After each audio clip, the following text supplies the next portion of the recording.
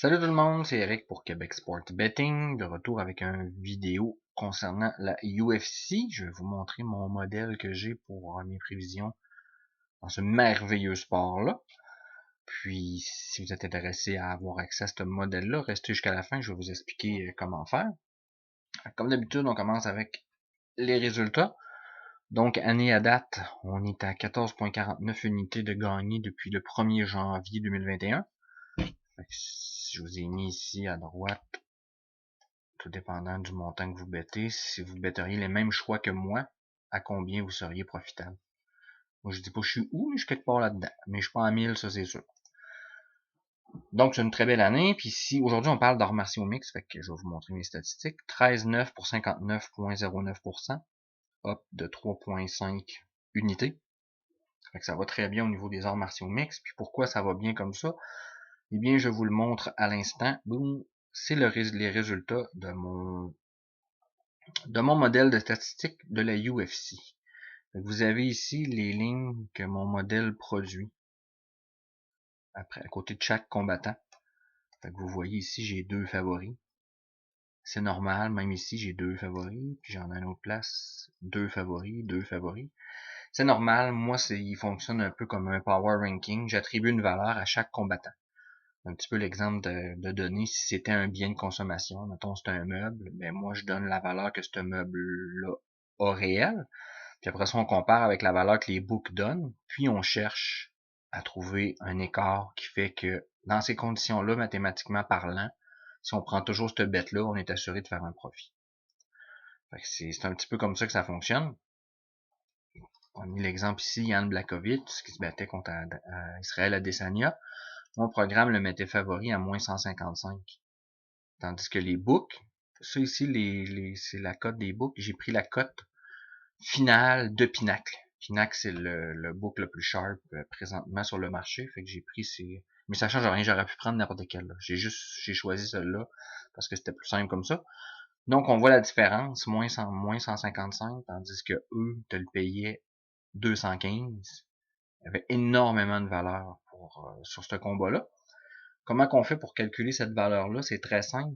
On divise le plus petit nombre par le plus grand. Mais là, je le sais, il y a un nombre négatif et un nombre positif. Fait que qu'est-ce qu'on fait? C'est qu'on rend ce chiffre-là positif en y enlevant 55 pour qu'il tombe à 100. Puis le 55, on l'ajoute sur le 215 qui va nous donner 270. Donc 100 divisé en 270 va donner 0.373737. 1 moins ce chiffre-là nous donne 62, mettons 63%. Donc on avait 63% de edge sur le book si on jouait Yann Blachowicz. Fait que c'était énorme. C'est comme ça qu'on utilise un modèle statistique. Je vais vous montrer l'exemple inverse. Amanda Nunez, selon mon modèle, j'étais à moins 160, mais les books étaient à moins 775. Zéro valeur à prendre ça là. C'est 0, 0, 0, 0 pour une mort. Si on parle juste de valeur, ben, Megan Anderson, moi je l'avais à 130, les books payaient 525. Si vous parlez de valeur, il y en avait énormément à prendre Megan Anderson. Mais c'était pas un bon bet. Parce que faut pas seulement se fier 100% rien qu'au modèle. Faut aussi analyser le combat, les forces en présence, le match-up et tout ça. C'était vraiment pas un bon bet. Mais mettons qu'on bette avec mon modèle, sans regarder les noms, on fait juste better qui mon modèle a mis gagnant. Il y a des combats que je calculerais pas. Ici, on avait moins 160, moins 160. Ça serait trop facile pour moi de dire, ah, je l'avais, mon modèle l'avait, je le prends pas ce combat-là. Même chose avec celui-là ici. Brady contre Matthews, mon modèle mettait les deux à moins 160, donc les deux avaient autant de chances de gagner. Je le calcule pas lui non plus. Fait que si on avait betté aveuglément avec mon modèle, on aurait eu 7 victoires, 3 défaites. On aurait eu un profit, si on bête 100 $ du combat, on aurait fait un profit de 380. Ce qui est excellent. Ça veut dire que le modèle est sa coche. Mais non, on bête pas juste avec ça. Ceux qui pensent que les paris sportifs, c'est de juste de trouver des gagnants, puis que c'est de cette façon la seule façon d'être profitable, ben, j'ai une belle preuve que c'est pas le cas. Si on prend les combats, les mêmes combats que j'avais ici, puis qu'on prend les odds favorites, puis qu'on met 100$ sur toutes les favoris pour toute la carte, on aurait eu 8 victoires, 4 défaites. Là, vous dites, waouh, c'est excellent, c'est ça que je vais faire. Ouais. 8 victoires, 4 défaites, mais en bettant 100$ sur ces 12 combats-là, tu perds 17$. Parce que le book place les favoris en fonction que ça soit pas payant. Il y en a que oui, des fois, on est capable de trouver un edge dessus, mais pas tout le temps. Fait que quelqu'un qui bête aveuglément juste des favoris aurait perdu 17$ samedi. Petite parenthèse pour ceux qui disent, ouais, mais t'as pas tous les combats. C'est normal. Mon modèle de statistiques prend tout son sens si on a au moins 3 combats de statistiques.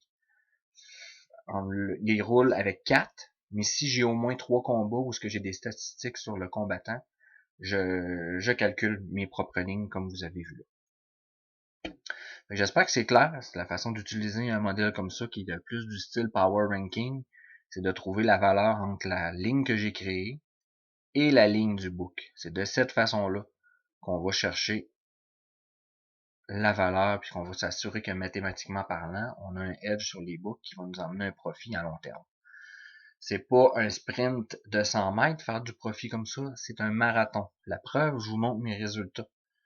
On est rendu au mois de mars, on est le 8 mars. Aujourd'hui, on est mardi le 8 mars. 9 mars, excusez. Puis j'ai 14 unités de gagné.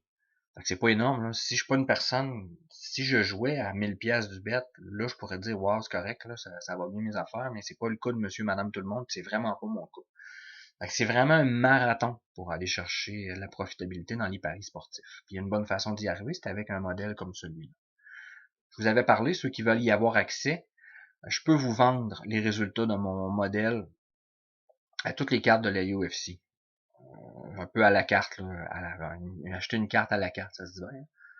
Donc, vous pouvez me contacter. Je vous mets toujours mon courriel dans les commentaires. Puis, s'il y a une carte en particulier que vous aimeriez avoir, c'est 20$. Ce que je vous envoie, c'est ça ici. Il n'y aura pas de couleur parce que je peux pas savoir qui gagne d'avance. Je vous envoie les résultats de mon modèle. Puis, je vous ajoute aussi, en passant, si vous préférez l'avoir en décimal, je peux vous l'envoyer en décimal. Ça change rien pour moi. Puis, je vous ajoute une autre case ici qui est l'âge. L'âge des combattants est excessivement important. Je vais vous donner un exemple. Je suis content, je ne l'ai pas joué. Benavidez était favori selon mon modèle. Fait qu'on aurait eu une tonne de valeur à le prendre à 135 quand que moi, je pense qu'il valait moins 155. Mais je ne l'ai pas joué à cause de son âge. Les combattants, quand ils atteignent un certain âge, on dirait qu'ils arrêtent d'évoluer. Ils s'adaptent pas à leur sport. Puis si on regarde les 3, 4, 5 derniers combats de Benavidez, c'est toujours la même stratégie, c'est toujours les mêmes techniques, c'est toujours la même chose.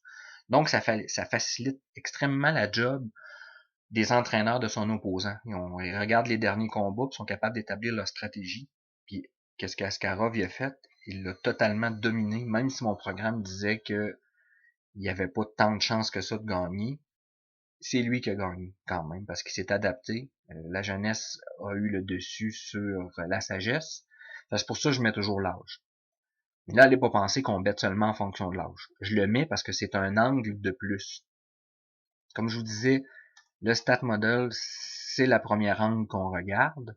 Une fois qu'on a trouvé de la valeur, on prend ce combat-là, on regarde l'âge, on regarde qu'est-ce qu'il a fait dans les 4 derniers combats, on analyse les 2 styles de combat, on attend la pesée, bien important, on attend la pesée, parce qu'à la pesée, il se passe un paquet de choses. Si quelqu'un manque le poids parce qu'il y a eu une coupe de poids beaucoup trop sévère, ben on va le voir, ça. Ça veut dire dans certains cas qu'il sera pas capable d'être à 100% rendu au samedi. Fait que c'est important d'attendre la pesée. Après ça, une fois qu'on a tous ces angles-là ensemble, là, on est capable d'y aller avec notre bête ou pas.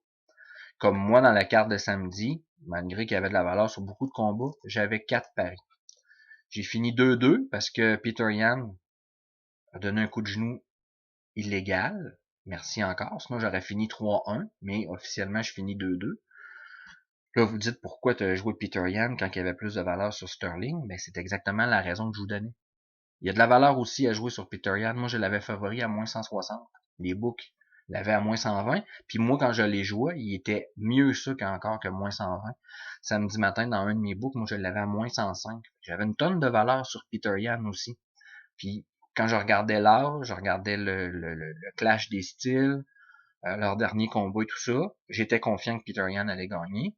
J'avais raison jusqu'à temps qu'il donne son coup de genou, mais bon, ça fait partie du bout qu'on n'est pas capable de prévoir. Fait que j'ai fini avec 2-2, mais compte tenu que j'avais un seul favori pour 3 underdogs, j'ai fait un profit pareil. Fait que c'était ma 6e carte en ligne où ce que je générais un profit. Fait que c'est pour ça que je suis très à l'aise de vous vendre les résultats de ma carte.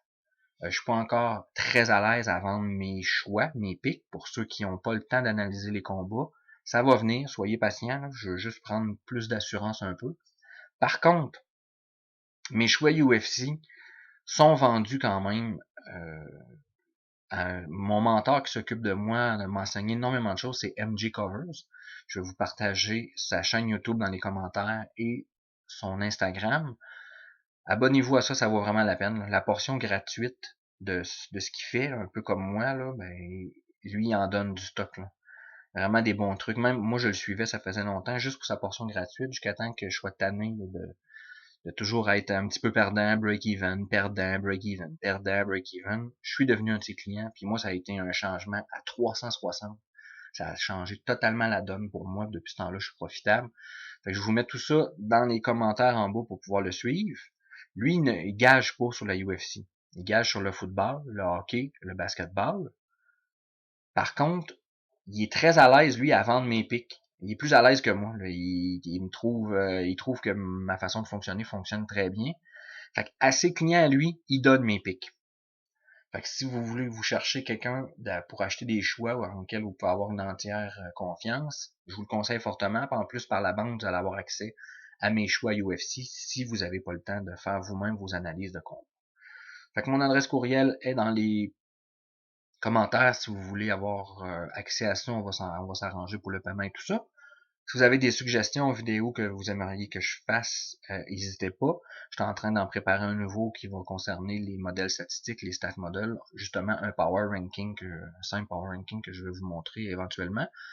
Puis abonnez-vous comme d'habitude, on drop un like aussi aux vidéos. Fait que sur ce, je vous souhaite une excellente semaine, soyez profitables, soyez intelligents dans vos bêtes. Merci.